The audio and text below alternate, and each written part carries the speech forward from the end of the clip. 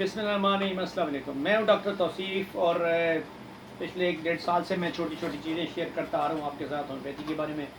तो जिससे कि मतलब लाज़िम बात है, आपको आपके नॉलेज में भी इजाफ़ा होगा और आप उसको इस्तेमाल भी कर सकते हैं उन दवाइयों को। और तो अपने अपने लेवल पे, और मेरे अगर आप बहुत शुरू वाले लेक्चर्स देखें तो आपको उसमें पता चल जाएगा कि मैंने कोई ख़ास दवाइयों के नाम भी लिए हुए हैं बहुत सारे।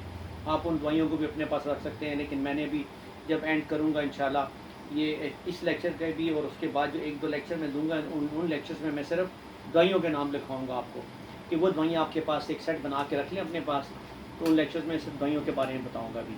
तो इस लेक्चर के एंड में तो खैर मैं राज़ी बात बताऊंगा आपको, जो भी मैं हर लेक्चर में बताता होता हूँ कि मेन बुनियादी प्रॉब्लम आप मुझसे पूछ भी सकते हैं, तो वो कोई इशू नहीं है, उस वक्त मैं आपको बता सकता हूँ। लेकिन अगर आप कोई दवाइयाँ रख लेंगे अपने पास तो आपको काफ़ी मदद मिल सकती है।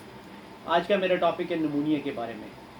निमोनिया अब ये काफ़ी ज़्यादा हो जाता है और हमें पता भी नहीं चलता है इसको, और ये काफ़ी सीरियस प्रॉब्लम है। सबसे पहली बात मैं बता दूँ, ये फेफड़ों की इन्फेक्शन होती है बेसिकली निमोनिया। शुरू में ये नहीं पता चलता, हम लोग उसको नहीं समझते इस बात को कि ये क्या हो रहा है, मतलब क्यों प्रॉब्लम आ रही है। ये बच्चों और बूढ़ों में ज़्यादातर होता है, ज़्यादातर बच्चों में, और फिर बड़ी उम्र में ज़्यादा होता है। तो बाद में हम ये समझते हैं कि नज़ला ज़ुकाम हो रहा है, इसको खांसी आ रही है, तो इसको बुखार हो रहा है हल्का फुल्का, चलो खैर है। लेकिन वो बाद में कन्वर्ट होके सीरियस मसला बन जाता है। सबसे पहले इसमें वही होता है, इस पर भी और चंद बीमारियों की तरह पहले खांसी शुरू हो जाती है आपको ऐसा ऐसा, क्योंकि फेफड़ों में इन्फेक्शन होती है। तो खांसी के बाद फिर आपको बुखार और आपको ऐसा सा बलगम आने लग जाता है। बलगम बेशुमार ज़्यादा मतलब ज़्यादा हो जाता है बाज़। फिर आपको सर्दी भी लगनी शुरू होती है साथ में ऐसा ऐसा। जब सर्दी लगती है तो उसके साथ जो बुखार चढ़ता है तो वो ऑब्वियसली साथ में और अपना इजाफा कर देता है प्रॉब्लम में आपकी। और फिर आपकी जो है सांस लेते तक भी आपके जो है ना सीने में इस हद तक हो जाता है ये कि सांस भी अगर आप ले रहे हो तो आपके सीने में यहाँ पे इन एरिया में दर्द स्टार्ट हो जाता है, पेन शुरू हो जाता है आपके, इतना ज़्यादा होता है ये।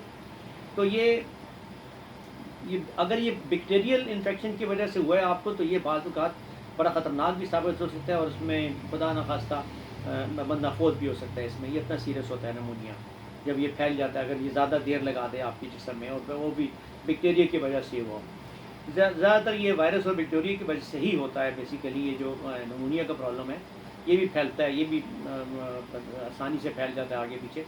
तो इसलिए इसके भी एहतियाती तदाबीर हो सकती हैं कि बंदों से दूर रहें जिनको इस किस्म का प्रॉब्लम हो या कुछ प्रॉब्लम आ रहा हो, तो उनसे थोड़ा सा फासला रखें, उनसे बच के रहें। जैसे मैंने आपको इन्फ्लुएंजा और इन 2-4 चीज़ों में बताया था कि जज्बाती होने की जरूरत नहीं है, तो ज़्यादा करीब ना जाएँ, ज़्यादा वो ना करें, और मतलब है कि ख़ुद को भी महफूज रखें। तो आर्सेनिक एल्बम की भी डोज़ ले सकते हैं आप 30 पोटेंसी में, लेकिन वो बहरहाल इसका भी तो अभी तो मैं आपको उसके बारे में बता रहा हूँ। बाद में आपको मैं बता दूंगा कि आप वो भी ले सकते हैं, इसको एज ए प्रिवेंटिव भी ले सकते हैं, थोड़ी उससे भी ज़रा कुछ थोड़ा बहुत आपको हेल्प मिल जाती है।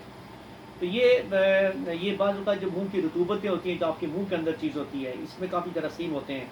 आप ये पी रहे हैं, पानी है, आपके गिलास में कुछ चीज़ है, गिलास गंदा था, कुछ था, ये भी चीज़ें बाज़ आपकी जब जाती हैं आपके फेफड़ों में शिफ्ट हो जाएँ, सांस की नाली से खुराक की नाली में चले जाएँ, सॉरी खुराक की नाली से अगर सांस की नाली में चली जाएँ तो सीधे फेफड़ों में, तो ये जो रतूबत होती है जो मुंह की है, ये भी आपको जो है ना निमोनिया की तरफ लेके जा सकती है।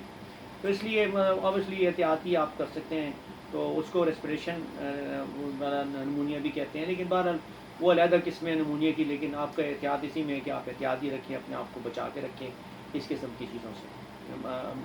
अल्लाह न करे जब होना है तो हो तो जाएगा, लेकिन फिर भी आप अपनी तरफ से जो कोशिश कर सकते हैं एहतियाती तदबीर वो ज़रूर इस्तेमाल करते हैं। अब इसमें जब होम्योपैथी की जो दवाइयाँ आती हैं, सबसे पहले मदर टिंक्चर मैं आपको बता देता हूँ। उसमें ब्रायोनिया सबसे टॉप पे है। क्यों मदर टिंक्चर ब्रायोनिया का क्यों में इस्तेमाल करें, 3 से 4 कतरे दिन में 4 या 5 मरतबा ले सकते हैं आप। और उसके साथ आप एंटमटार्ट मदर टिंक्चर क्यों में ले सकते हैं, वो भी बड़ा कामयाब है इसमें। ये 2 मदर टिंक्चर आप इस्तेमाल कर सकते हैं इसमें, और ये इस्तेमाल करें। और इसके साथ आप जो है जो अब इसके बाद आती हैं मेन मेडिसिन जो होती हैं होम्योपैथी की, जो मैं बताता हूँ तो आपको वो बता देता हूँ। आप वो लिख लें अपने पास। उसमें वेरेट्रम वेराइड, ये एक दवाई अलहदा है। वेरेट्रम एल्बम भी होती है, लेकिन वेरेट्रम वेराइड एकोनाइट है, बड़ी अच्छी। फेरमफॉस है, फास्फोरस है, और ब्रायोनिया और एंटमटार्ट तो मैंने आपको पहले बताई हैं, वो आप इस्तेमाल करें। 30 पोटेंसी में भी बहुत कामयाब है। इसमें मैंने आपको शुरू में बताया था कि एज ए प्रिवेंटिव भी आप थोड़ा बहुत एहतियाती तौर पर आर्सेनिक एल्बम इस्तेमाल कर सकते हैं 30 पोटेंसी में। वो भी आपको काफ़ी सेफ रखती है, इस किस्म के बैक्टीरिया या वायरस और इन चीज़ों से बचा के रखती है। तो आप वो भी ले सकते हैं, कभी कभार ले लिया करें, वैसे भी ले लें तो बहुत अच्छी चीज़ है, तो वो इस्तेमाल कर सकते हैं आप।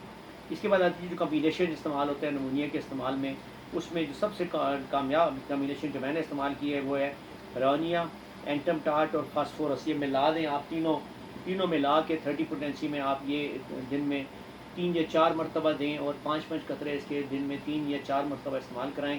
آپ 5 مرتبہ بھی استعمال کرا سکتے ہیں اس کو، اور زبان پہ ٹپکا دیں ای کمبینیشن بنا کے. کمبینیشن میں تینوں دوائیاں بتائی میں نے آپ کو، رونیا، اینٹم ٹارٹ اور فاسفورس، یہ ملا لیں. اس کے بعد اینڈ میں بتاتا ہوں تو میں آپ کو بایو کیمک کے بارے میں. بایو کیمک میں سب سے اچھی دوائی ہے اس کی فیروفاس اور کالی میئر. فیروفاس کے 3x کی 4 گولیاں دن میں 4 مرتبہ یا 3 مرتبہ استعمال کریں، اس سے بھی نمونیا کا بہت زیادہ فرق پڑتا ہے اور آپ جلد از جلد ریکوری کی طرف چل پڑتے ہیں. تو یہ بہتر ہے کہ ان چیزوں سے اگر آپ کو ریکوری ہو جائے تو یہ زیادہ بہتر ہے.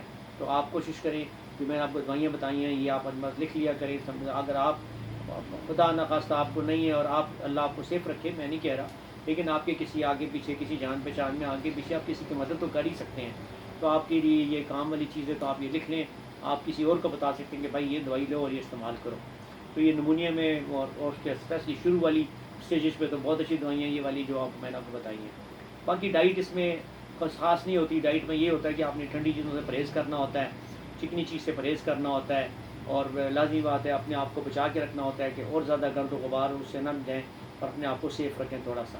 تو فروٹ وغیرہ کا استعمال زیادہ رکھیں، خوراک اپنی اچھی رکھیں، تھوڑا سا نیم گرم پانی کا استعمال جاری رکھیں ساتھ میں، اس سے آپ کو فرق پڑتا ہے.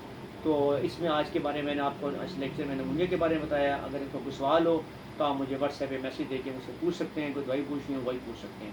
تو اگلے لیکچر کے لیے مجھے اجازت دیجیے. اللہ حافظ.